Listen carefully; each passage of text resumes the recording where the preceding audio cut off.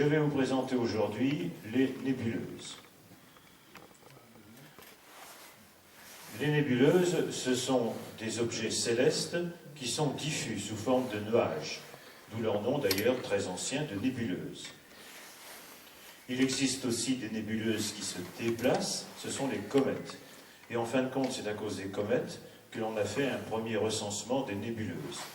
Ce recensement est dû à un astronome français qui s'appelait Messier, et qui, chasseur de comètes, en a eu assez de tomber sur les nébuleuses qu'il trouvait systématiquement, ce qui l'a amené, pour éviter de les confondre et aller directement aux comètes, il en a quand même trouvé 22, pas tout seul la plupart du temps, avec d'autres personnes, mais 22, c'est un record au point de vue de connaissance des comètes.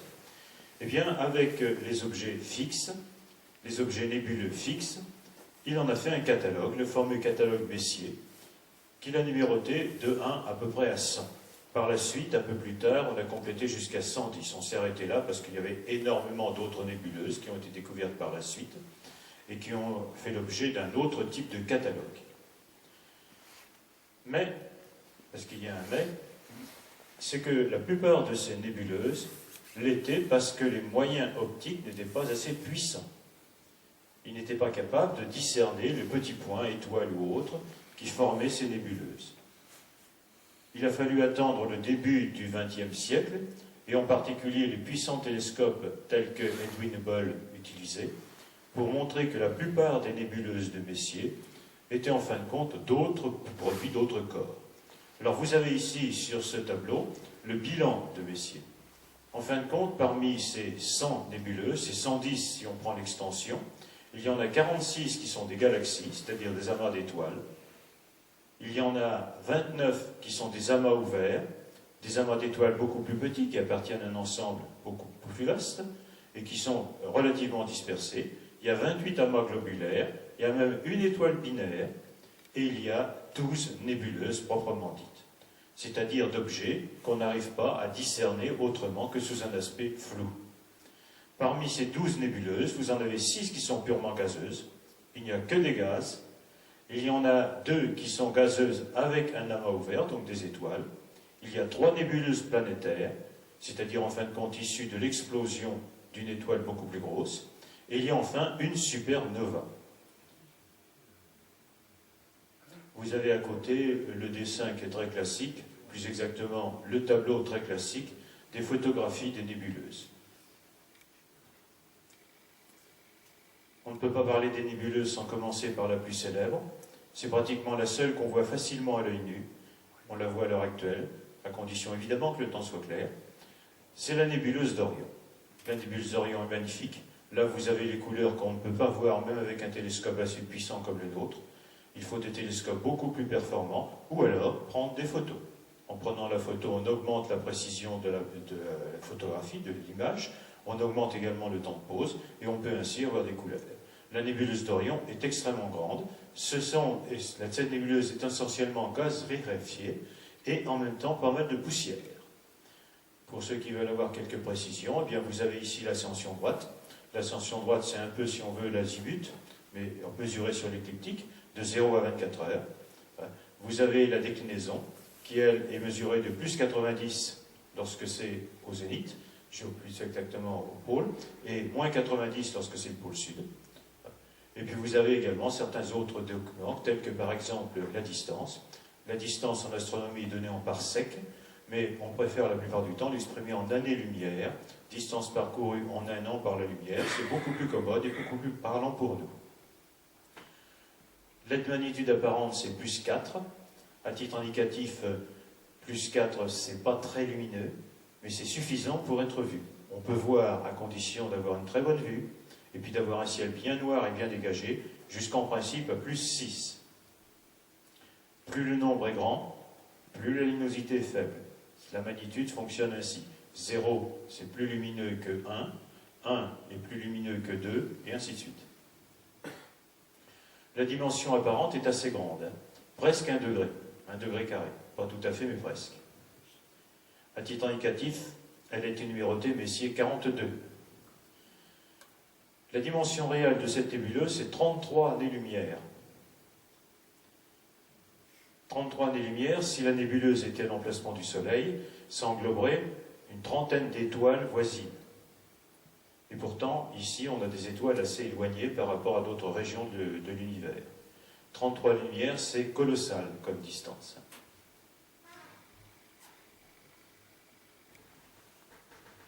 On va commencer par la première nébuleuse qui est apparue, ça s'appelle la nébuleuse primordiale.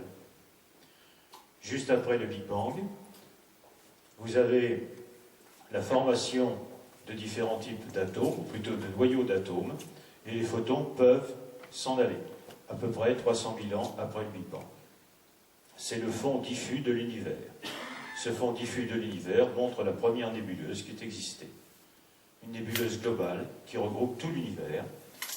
Qu'est-ce qu'il y a dans cette nébuleuse? Eh bien, il y a de l'hydrogène, il y a un peu d'hélium et très très peu de lithium. Ces trois produits sont les atomes les plus simples qui existent. L'hydrogène, un seul proton. L'hélium, 2 protons, 2 neutrons. Le lithium, c'est 3 protons et généralement 3 neutrons. La plupart du temps, il y en a 4 quand même. Et ces trois produits, ces trois atomes, peuvent se faire directement dans la nébuleuse primordiale sous l'effet de la température.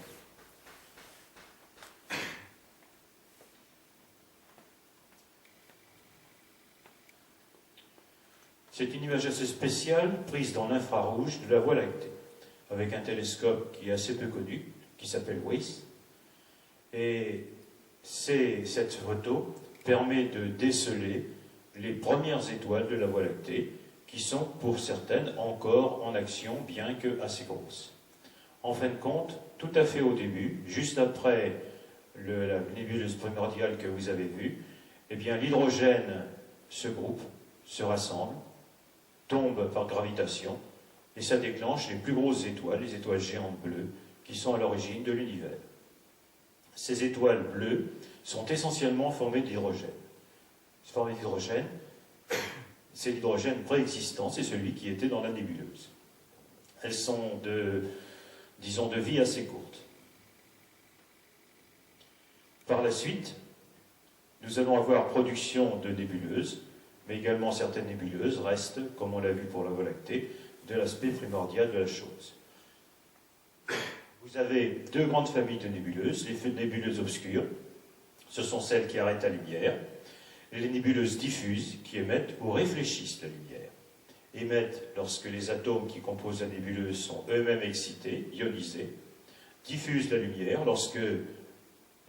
réfléchissent la lumière lorsque nous avons une étoile qui éclaire ces atomes, et ces atomes renvoient cette lumière, comme en fin de compte tout ce qu'on est ici. Parmi les nébuleuses diffuses, vous avez plusieurs types.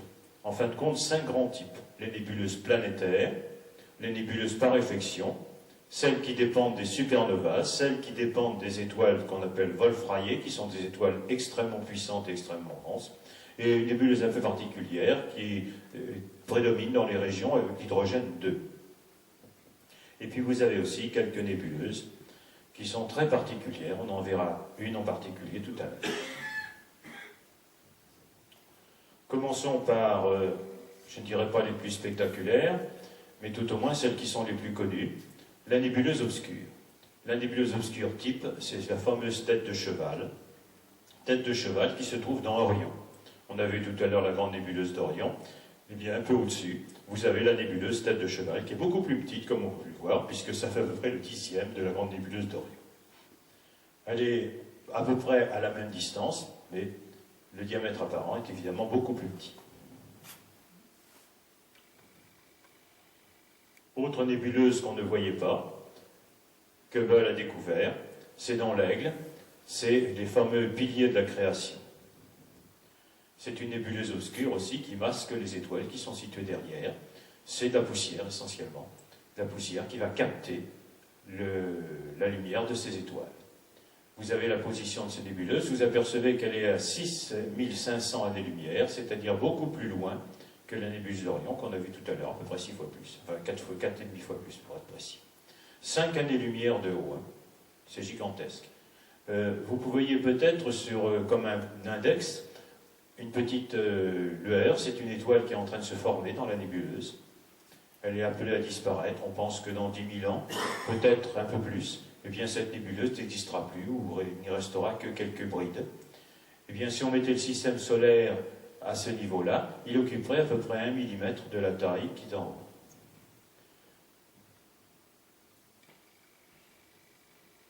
Nébuleuses diffuses planétaires. Ce sont des nébuleuses qui sont dues à l'explosion, plutôt la désintégration d'une étoile qui n'est pas trop grosse, puisque si elle dépasse 8 masses solaires, on a une autre conséquence. Si elle est inférieure à une masse solaire, comme par exemple le Soleil, eh bien cette nébuleuse va grossir, va devenir une géante rouge et expulser ses couches externes. C'est les couches externes qui, en s'éloignant du cadavre d'étoile, qui est généralement une naine blanche, qui va former la nébuleuse planétaire. Alors dans cette nébuleuse, ionisée par les rayons ultraviolets, puisqu'en passant au stade de naine blanche, cette étoile particulière va émettre beaucoup de radiation ultraviolette, eh bien ça va provoquer, ça va rendre lumineux les noyaux, et ces noyaux vont être faciles, en principe, à repérer, à condition de faire de la spectrographie. Vous avez des noyaux d'hydrogène et d'hélium, mais ceux-là existaient déjà. Ils étaient déjà dans la nébuleuse primordiale, ils étaient déjà dans l'étoile. Et puis vous avez ensuite un certain nombre d'autres noyaux d'atomes, qui sont notés ici en rouge, qui vont être fabriqués dans l'étoile, et qui vont être éjectés à ce moment-là par la géante rouge en fin de vie. C'est du lithium, beryllium, bore, carbone. Si le Soleil, et ça lui arrivera dans 5 milliards d'années à peu près, arrive à ce stade, on ne sera pas là pour le voir, mais il émettra jusqu'au carbone, ça n'ira pas plus loin, il n'est pas assez gros pour former les deux derniers, l'azote et l'oxygène. Dans ces nébuleuses, qui sont assez faciles à analyser, qui sont assez courantes aussi, eh bien vous ne pouvez avoir que ces corps-là, sauf si, avant, dans le même secteur, vous aviez eu déjà une étoile géante qui, elle, avait pu cracher beaucoup d'autres atomes. Alors, comme exemple, eh bien, il y en a tout un tas. J'ai choisi ici M27, qui est la nébuleuse de la Terre, qui a été découvert en 1764. Vous voyez, à l'époque de Messier, puisque Messier c'est le XVIIIe siècle. Vous avez ici sa magnitude apparente, 7,4. Autrement dit, elle n'était de toute façon pas visible à l'œil nu. Il a fallu l'observer avec des lunettes ou un télescope, puisque les télescopes existaient déjà à cette époque-là. Elle est relativement petite, à peu près de la taille de la tête de cheval, mais moins lumineuse, enfin plus exactement moins facile à trouver. Et elle est dans la constellation qui s'appelle la constellation du Petit Renard. Elle est moitié moins loin que la tête de cheval. Autre nébuleuse, et celle-là, on ne pouvait pas la manquer, c'est la plus célèbre, c'est la nébuleuse annulaire de la Lyre. Là, on voit vraiment comme si on avait un disque planétaire en formation, alors que ce n'est pas du tout le cas. Tout à fait au centre, assez difficile à voir sur cette photographie, beaucoup mieux sur l'écran. Vous avez un petit point blanc, c'est le centre de la nébuleuse, c'est le reste de l'étoile, c'est le cadavre de l'étoile, la naine blanche, qui en explosant, en éjectant ces particules, a donné cette nébuleuse. Alors la distance à peu près 2000 années-lumière, magnitude 9,7, ce qui ne la rend pas facile à trouver. Il faut savoir où elle est quand on braque le télescope dessus. On y arrive quelquefois, pas toujours, mais enfin avec les gros appareils qu'on a ici, ça marche quand même mieux. Et nous obtenons une image beaucoup plus petite que celle-ci, évidemment, mais quand même assez significative. Elle a été découverte en 1779. Combien y a-t-il de nébuleuses de ce type? Eh bien, à l'heure actuelle, on en a trouvé 1500. C'est un chiffre approximatif. 1500 nébuleuses. Faites la comparaison avec l'époque de Messier, on en avait 100, tout compris, dont en fin de compte une douzaine simplement de nébuleuses proprement dites. Eh bien là, on en a 1500 maintenant. Durée de vie, parce que, évidemment, comme il y a une expansion du nuage, le nuage finit par se diluer et disparaître, eh bien durée de vie à peu près 10 000 ans. Bon, comme il y en a 1500, il y en a toujours en formation, un moment ou autre, donc il n'y a pas de problème. Nébuleuses diffuses, résidus de supernova. Elles sont rares, les supernovas. Elles sont rares parce qu'elles ne peuvent fonctionner, ou plutôt se créer, que dans deux cas. Les supernovas de type 1 et les supernovas de type 2 qu'on verra tout à l'heure. Il y en a en gros une par siècle dans notre galaxie, mais comme on ne voit qu'une partie de la galaxie, l'autre partie étant cachée par le centre de la galaxie, eh bien on n'en voit pas souvent. La dernière qui a été effectivement recensée, c'est Tycho Brahe vers 1634. Vous voyez donc, ça date. là vous avez une nébuleuse, une supernova de type 1. La supernova de type 1 est caractérisée par le fait qu'elle ne peut exister qu'avec une étoile double. Une étoile double, une naine blanche qui a déjà vécu, et une autre étoile, généralement qui tient une géante rouge. Quand la géante rouge croît, eh bien, elle va perdre sa matière qui est attirée par la naine blanche, qui a une gravitation extrêmement forte. Lorsque la naine blanche atteint une certaine masse, une masse critique, cette naine blanche explose. Elle explose en supernova. Alors, comme elle explose toujours avec la même masse, et par conséquent toujours avec la même luminosité, il suffit de comparer la luminosité apparente avec la luminosité réelle qu'on peut trouver, avec un simple calcul, et on a comme ça la distance qui nous sépare de cette supernova. C'est l'intérêt des supernovas de type 1 qui permettent de jalonner l'univers, ça permet de le mesurer, ni plus ni moins. Eh bien, les supernovas de type 1 sont malheureusement rares, mais comme on a énormément de galaxies visibles, eh bien, la plupart du temps, on va chercher les supernovas dans les galaxies voisines. La dernière en date, qui a eu lieu il y a une quinzaine d'années, c'était dans le Grand Nuage de Magellan. Le Grand Nuage de Magellan est une galaxie satellite de la Voie lactée, notre galaxie, qui se trouve à peu près à 700 années-lumière de nous, c'est-à-dire relativement près par rapport aux autres. À côté, vous avez un petit schéma qui représente ce que c'est qu'une supernova. J'ai trouvé tout à fait par hasard, et ça date d'hier simplement, une photographie, ou plus exactement un petit film, qui a été édité par la NASA sur une supernova qui a eu lieu en 2011. Il s'est trouvé qu'au moment où la supernova a éclaté, et ça a duré 20 minutes seulement, eh bien, un télescope de la NASA était braqué sur cette étoile. Et on a pu voir ainsi cette supernova. Bon, je n'ai pas eu le temps de le recopier, vous trouvez ça sur YouTube sans aucun problème. C'est assez spectaculaire. Hein. Je l'ai vu sur le blog. Oui, oui. D'accord, ben, c'est sur le blog des CFI, donc vous pourrez le trouver sans peine encore plus. Donc voilà ce que ça donne, mais le dessin est beaucoup plus, plutôt le film, beaucoup plus parlant. Deuxième type de supernova, là l'étoile dépasse 8 masses solaires, beaucoup plus grosses. Mais elle n'explose pas tout de suite, puisqu'il faut d'abord qu'elle consomme de l'hydrogène. Donc elle va consommer l'hydrogène, et au bout d'un certain temps, très variable suivant la taille de l'étoile, eh bien, le cœur va se contracter d'un seul coup, et ça va exploser. On ne peut pas prévoir, dans ce cas-là, quelle va être la magnitude, c'est-à-dire la luminosité réelle de l'étoile. On peut avoir une petite idée, mais ce n'est pas du tout calibré comme les supernovas de type 1. Là, vous avez un exemple de supernova de type 2, qui est la supernova du crabe, M1, que vous avez ici, et qui est une des premières qui a été décelée, puisque Messier l'a notée M1. En fin de compte, ce n'est pas du tout la première, mais on ne sait pas pourquoi il a choisi celle-ci comme première. Bon. Elle est dans la constellation du Taureau. Elle est assez petite, 6 minutes d'angle sur 4 minutes simplement, c'est assez difficile à détecter, mais comparativement aux autres, elle est relativement près. C'est pour cela qu'on a pu mesurer l'expansion de cette supernova et trouver, en mesurant cette expansion, la date à laquelle la supernova a explosé. Hein, ça tombait vers les années 1000. Et dans ces conditions-là, eh bien, on a essayé sur les annuaires, sur les almanachs, etc., de retrouver si certains l'avaient vue. Et il est possible, effectivement, qu'elle ait été vue, en particulier par les Chinois, puisque à cette époque, à quelques années près, et on ne peut pas dire la précision d'une façon plus prononcée, eh bien, il y a eu une étoile qui est apparue dans le ciel et qui est restée lumineuse 30 jours, y compris en pleine journée. Il est simplement curieux que dans les pays occidentaux, qui avaient des observateurs, dans les pays arabes aussi, qui avaient des observateurs assez évolués, qu'on n'ait rien vu. Seuls les Chinois l'ont noté. Bon. Peut-être qu'on avait une sorte de mauvais temps, mais tout. Ça arrive. Dans le chapitre des supernovas, et au-delà des supernovas, eh bien, on a détecté d'autres phénomènes. Le premier phénomène que je vais vous citer, c'est une hypernova.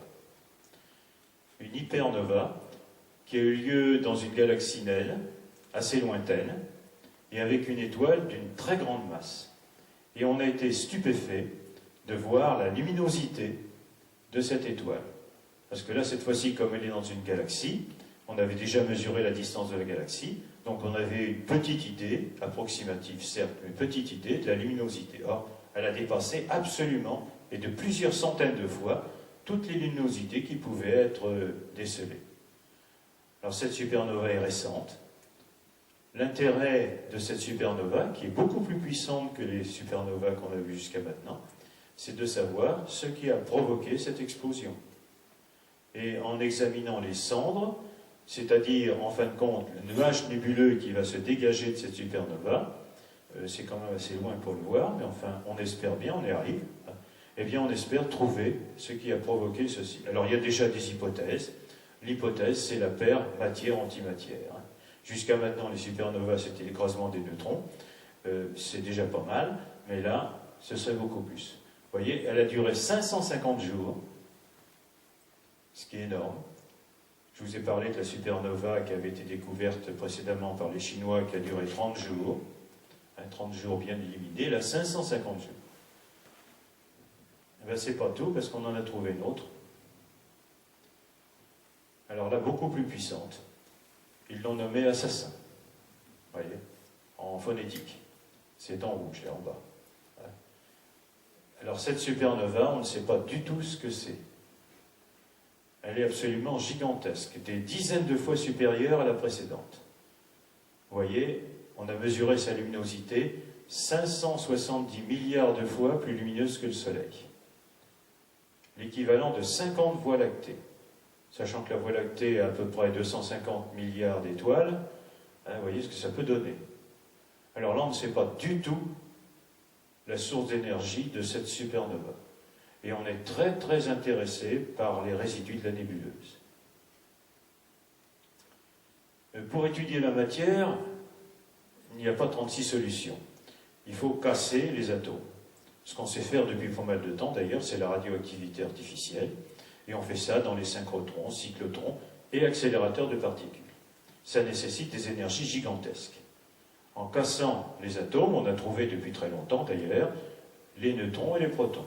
Et on a pu casser, entre autres, les neutrons et les protons, on obtient des petites particules qui s'appellent les quarks. C'est ces quarks qui sont à la base, à l'heure actuelle, de la matière. On suppose dans certaines théories que les quarks sont eux-mêmes composés d'autres particules qu'on appelle les cordes. Ça, c'est une théorie qui marche bien, mais qui est extrêmement ardue, extrêmement à la pointe du progrès. Le seul problème, c'est que si on est arrivé à trouver des quarks, parce qu'on a suffisamment d'énergie pour là, on n'a jamais pu, et on ne pourra certainement jamais, tout au moins dans le système solaire, avoir suffisamment d'énergie pour arriver au niveau des cordes. Il faudrait l'énergie dissipée par le Soleil, disons, pendant toute sa vie, pour en obtenir une petite poignée. Alors là, qu'est-ce qu'on espère? Eh bien, avec cette énergie énorme, que peut-être on a pu descendre en dessous des quarks. Et on essaye de voir, dans la nébuleuse, ce que ça va obtenir. Les nébuleuses, en fin de compte, sont extrêmement intéressantes, surtout lorsqu'on ne peut pas reproduire les phénomènes énergétiques au niveau, je dirais, de l'expérimentation. Et là, eh bien, on a peut-être l'exemple, le cas. Bon. Maintenant, on ne trouvera peut-être rien du tout. Ça, c'est un autre problème. On va maintenant redescendre un peu sur Terre avec les nébuleuses diffuses par réflexion. Pour ceux qui ne connaissent pas, les 6 étoiles que vous avez ici, ce sont les Pléiades. Les Pléiades qui sont dans la constellation du Taureau, qui sont très faciles à voir. C'est un test de vision. Si vous voyez 6 étoiles, vous avez une très bonne vue. Si vous en voyez que 2, c'est pas fameux. Si vous voyez qu'une tache floue, eh ben, c'est qu'on a une mauvaise vue, puis c'est tout. Voilà. Et lorsqu'on examine ces étoiles, on s'aperçoit qu'effectivement, il y a un petit halo bleuté autour. Eh bien, c'est une nébuleuse par réflexion. Les étoiles qui sont à l'intérieur vont éclairer le reste de gaz qui a contribué à la formation.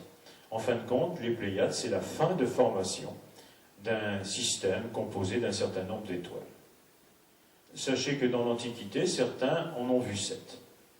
Bon, à l'heure actuelle, même de bons yeux ne peuvent pas voir la 7e. Peut-être s'est-elle affaiblie, peut-être s'est-il passé un phénomène que l'on ne connaît pas. Alors à côté, me direz-vous, qu'est-ce que c'est? Eh bien, c'est un des éléments tels qu'ils se présentent à côté des étoiles. En vérité, c'est plutôt à ce niveau-là que ça a été pris. Je vais essayer de vous montrer, voilà. Juste en dessous de cette étoile. Et vous avez des restes de gaz qui sont éclairés par l'étoile. Donc, en fin de compte, c'est par réflexion. La lumière éclaire les particules gazeuses essentiellement, poussière aussi un peu, et ces particules réémettent la lumière. C'est pour ça qu'on les voit. Il y a à peu près 500 nébuleuses par réflexion. Vous voyez, avec les autres, ça fait quand même une jolie masse de nébuleuses. L'étoile de Wolf-Rayet. Je vous ai parlé des géantes bleues, puis il y a plus gros que les géantes bleues, ce sont les étoiles de Wolf-Rayet qui ont certaines particularités très spéciales, et surtout qui sont beaucoup plus grosses et beaucoup plus énergétiques que les autres. Eh bien, lorsqu'une étoile de Wolf-Rayet, je ne dirais pas finit sa vie, parce que ça se passe même lorsqu'elle est encore vivante, au sens propre du terme, eh bien, ces étoiles éjectent pratiquement, je ne dirais pas tout le temps, mais très souvent, des nuages de matière. En fin de compte, elle n'est pas stable du tout. C'est un peu comme quelqu'un qui essaierait de maigrir, qui se débarrasse d'une façon très pratique de sa graisse.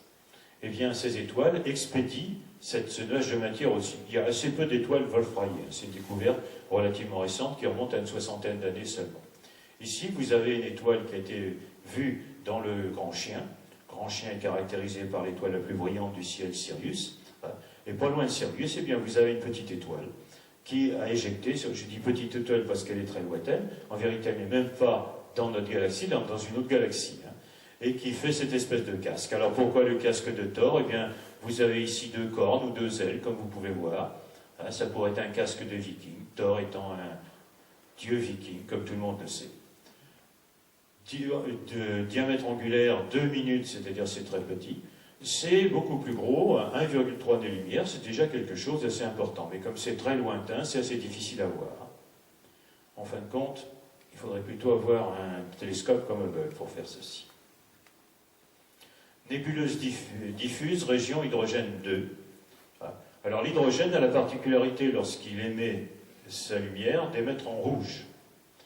Seulement, comme c'est relativement faible, c'est assez difficile de voir cette lumière rouge. Il faudrait là aussi prendre une photographie ou alors l'analyser avec un spectroscope.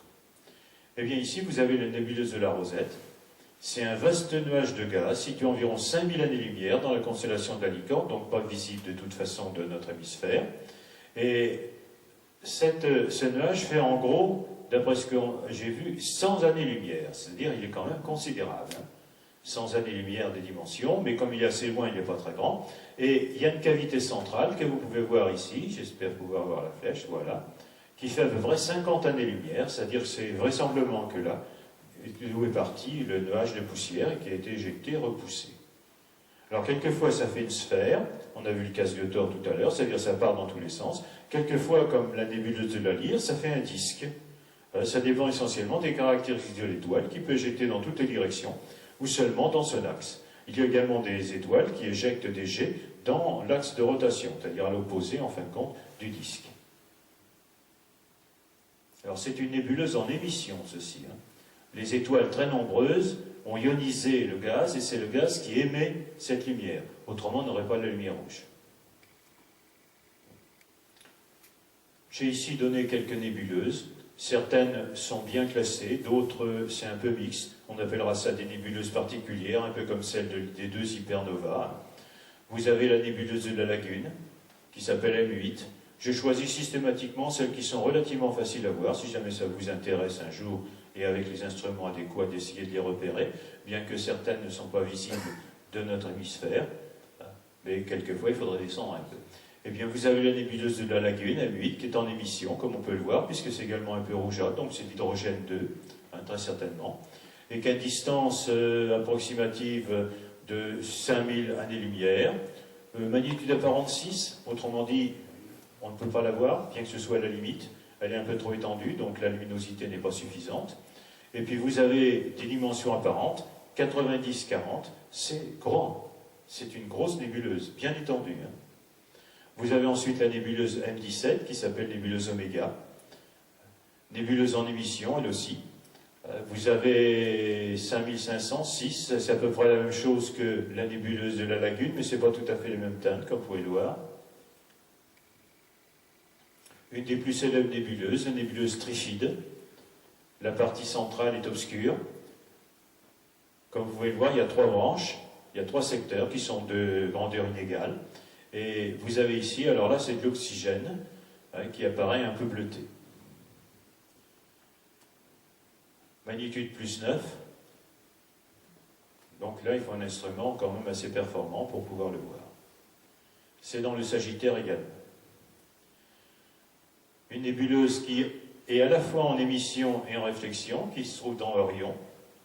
Donc il va pouvoir être vu avec M42 et la nébuleuse Tête de Cheval. Orion, c'est un des spectacles les plus intéressants qui se passe en ce moment.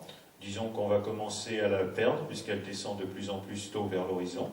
Mais l'idéal, c'est de les regarder en décembre et en janvier. C'est assez facile à faire, naturellement, à condition qu'il y ait du beau temps. Vous avez ici 1,6, alors là ils ont noté en kilos, donc 1600 années-lumière. 9 de magnitude.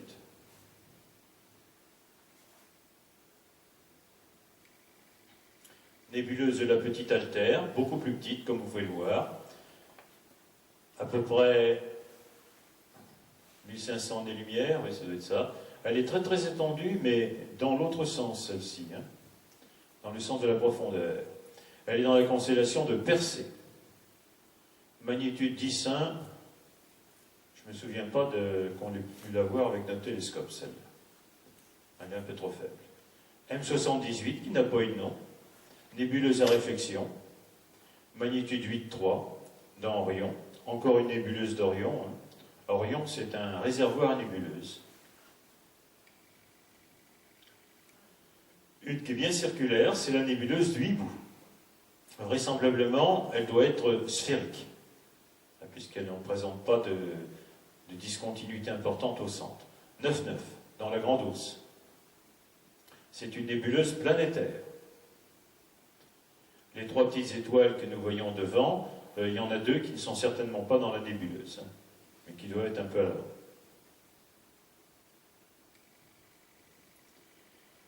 On a vu comment les nébuleuses se formaient. On a vu un peu ce qu'il y avait dedans, sans rentrer dans le détail, ça fait partie d'une autre étude, si l'on peut dire.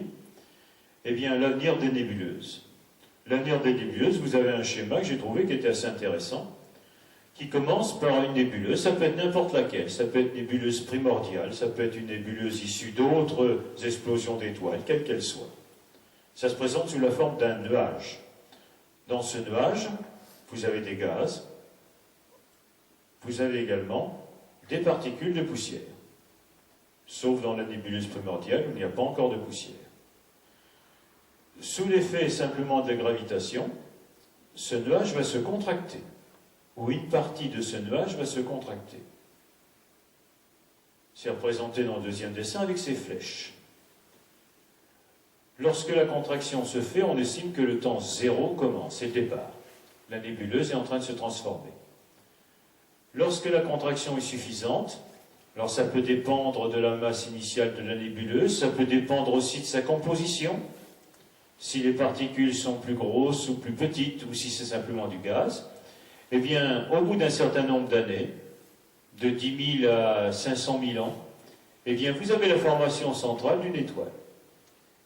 Généralement, cette étoile éjecte un peu de gaz ou de particules, suivant son axe de rotation, et en même temps, vous avez la formation autour de l'étoile d'un disque de poussière ou de gaz. Lorsque l'étoile, ou plus exactement la nébuleuse, est jeune, c'est-à-dire composée de gaz, il ne peut pas y avoir formation de planète, il n'y a pas de particules solides suffisantes. Si il y a déjà eu formation d'un certain nombre d'atomes, les particules, les atomes sont suffisamment lourds pour former des planètes. C'est ce qui se passe ici. L'étoile finit par éliminer tout le gaz, il ne reste plus que le disque et l'éjection, et les particules qui sont dans le disque vont former des planètes. Et nous avons un système, genre système solaire. Sachant que système solaire, c'est très vite dit, tous les systèmes, et à l'heure actuelle on a trouvé un peu plus de 2000 étoiles extrasolaires, il n'y en a pas un seul qui ressemble au système solaire. Ils sont tous extrêmement particuliers. Ils présentent tous plus que des détails, de différence avec le système solaire. Mais enfin, on peut résumer qu'un système solaire, c'est une étoile centrale et des planètes qui tournent autour. Quelquefois, il y a plus d'une étoile centrale, quelquefois, il y a des planètes qui sont doubles, qui ont des structures très différentes. Enfin, ça, c'est une autre histoire.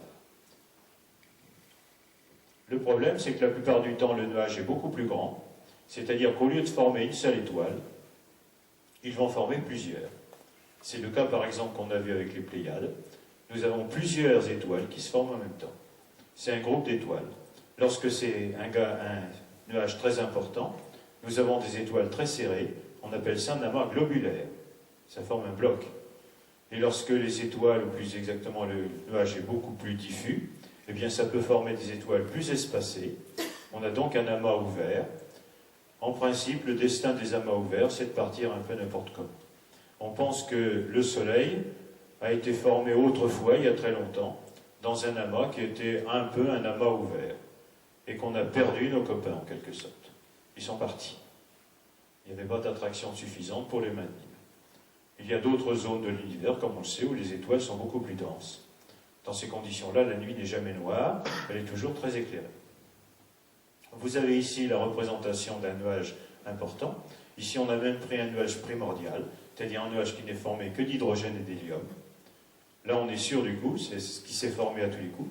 Eh bien, ce nuage va se fractionner pour donner plusieurs étoiles, et plusieurs étoiles qui vont former un ensemble, qui ensuite se disperseront. Et qui recommenceront, puisque lorsqu'elles arriveront à la fin de leur vie, eh bien, d'une façon ou d'une autre, elles éjecteront leur gaz, c'est-à-dire reformeront des nébuleuses. Autrement dit, la nébuleuse disparaît pour donner des étoiles, et les étoiles disparaissent pour donner des nébuleuses. Pas totalement, puisque la plupart du temps, il reste les squelettes des étoiles, c'est-à-dire les naines blanches et autres résidus qui existent dans notre système.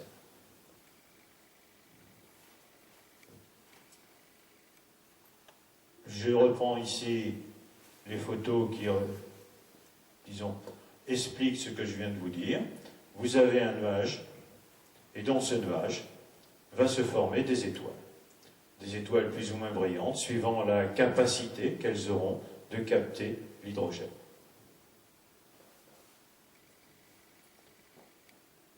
Lorsque la plus grande partie de la nébuleuse a disparu, nous avons les étoiles encore enveloppées. Bon, là, c'est les Pléiades que je vous ai montré tout à l'heure. C'est très caractéristique, les Pléiades. C'est très joli aussi. À regarder essentiellement avec des jumelles, hein, parce que la plupart du temps, les oculaires, ou plus exactement les lunettes et les télescopes, ne prennent qu'une petite partie. Avec une paire de jumelles, c'est beaucoup plus joli. Eh bien, vous avez ici les étoiles qui sont déjà bien parties. Elles sont jeunes, elles sont encore bien bleues, elles sont assez grandes par conséquent. Et vous avez les nuages, le reste des nuages de gaz autour. Et après, eh bien, ça disparaît. Si vous avez des questions. Merci beaucoup, Jean-Jacques. Il n'y a pas de quoi.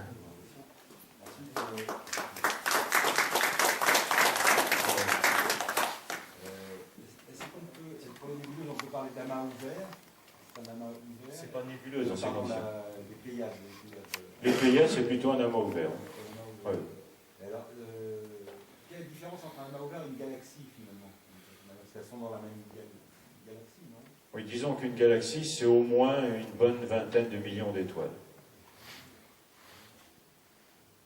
À l'intérieur de la galaxie de la Voie lactée, on trouve des amas extrêmement importants, dans le Sagittaire en particulier, où il y a une cinquantaine de millions d'étoiles qui n'obéissent pas au même mouvement que les autres. Alors on pense que la Voie lactée a cannibalisé un certain nombre de galaxies. Il y a des galaxies naines qui, de fait de leur structure, sont attirées par les galaxies les plus grosses. Là, on est en train d'écharper les nuages de Magellan. Les nuages de Magellan, si on regarde dans certaines longueurs d'onde, on s'aperçoit qu'il y a une masse de poussière qui est attirée par la Voie lactée. Mais en fin de compte, si on voulait pousser les choses à l'extrême, et si surtout c'était isolé, ce qui n'est pas le cas dans les amas, ils sont à l'intérieur d'autres étoiles, eh bien on pourrait dire qu'un amas ouvert isolé, c'est une petite galaxie. Un amas ouvert ou globulaire d'ailleurs. C'est la même structure, mais en miniature. Donc les Pléiades appartiennent à quelle galaxie? La nôtre. À la nôtre. la nôtre. C'est un amas ouvert à l'intérieur de la nôtre. Et on ne peut détecter, comme je viens de le dire, la cannibalisation d'autres galaxies qu'au fait que les étoiles ne fonctionnent pas, ou plutôt ne se déplacent pas comme les autres.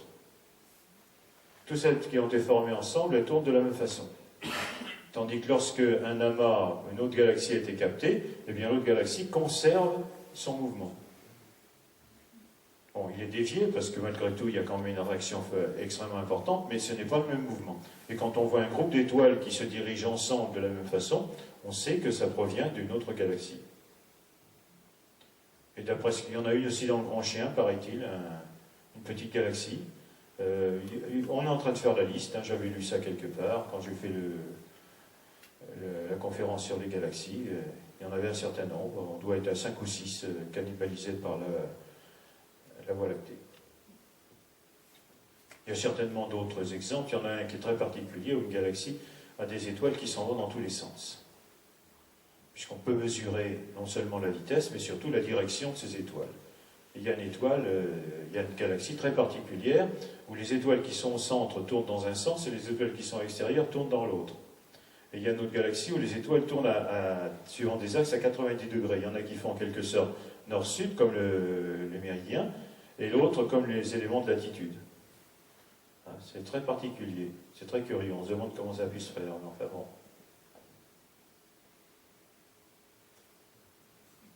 D'autres, oui. Finalement, toutes les étoiles, à un moment donné, sont parties d'une nébuleuse. Elles ont commencé par une nébuleuse, ça c'est tout à fait exact. Au départ, c'est une nébuleuse. La nébuleuse primordiale, c'est celle qui a donné la plupart des étoiles. D'ailleurs, le Soleil, s'il est formé d'autres gaz ou d'autres produits qui proviennent d'étoiles précédentes, etc., il y a toujours l'hydrogène du départ. L'hydrogène n'a pu être formé qu'au départ, c'est-à-dire au moment du Big Bang, ou plus exactement quelques milliers d'années après. Donc tout le carburant des étoiles était formé une fois et pour toutes.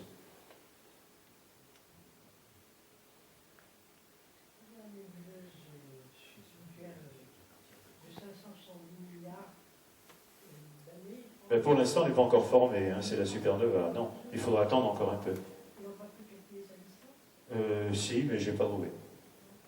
Elle est très lointaine, très très lointaine. Heureusement pour nous d'ailleurs. Parce que les supernovas émettent beaucoup de lumière, mais émettent aussi beaucoup d'énergie sous forme de rayons X, de rayons gamma, surtout rayons cosmiques. Hein. Et une supernova qui éclaterait à quelques centaines d'années-lumière de nous, vraisemblablement détruirait la Terre sans aucun problème. Hein. Malgré le champ magnétique, malgré l'atmosphère. Hein. On s'est tous réveillés. On a intérêt à ce que ça pète le plus loin possible. Heureusement, il n'y a pas d'étoiles proches qui peuvent prétendre aux supernovas. Une nova simple, c'est-à-dire la géante rouge qui éjecte sa matière, c'est pas dangereux, ça. Il y a beaucoup moins de radiation, et le temps que ça arrive, de toute façon. Mais enfin, il faut mieux éviter. On n'y peut rien. D'autres questions? Non, ben je vous remercie bien. Allez.